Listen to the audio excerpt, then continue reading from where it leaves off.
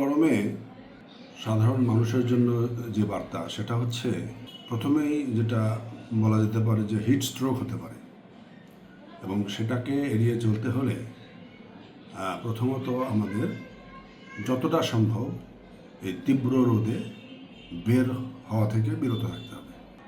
দ্বিতীয়ত যে আমাদের ঢিলে ঢালা সুতি কাপড় পরতে হবে যাতে অতিরিক্ত ঘেমে না যাই।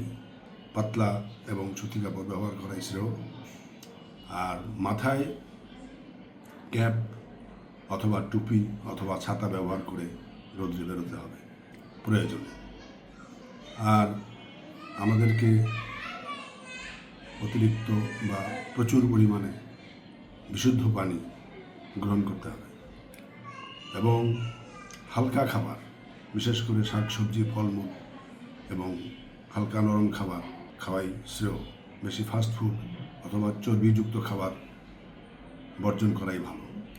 সবসময় চেষ্টা করব যে তীব্র গরমে যাতে ঘাম শরীরে না বসে বা ঘাম অতিরিক্ত না হয়, এজন্য যথাসম্ভব ফ্যানের নিচে থাকা অথবা এসি, হালকাভাবে এসি চালানো যাদের সামর্থ্য আছে তারা চালাতে পারবেন।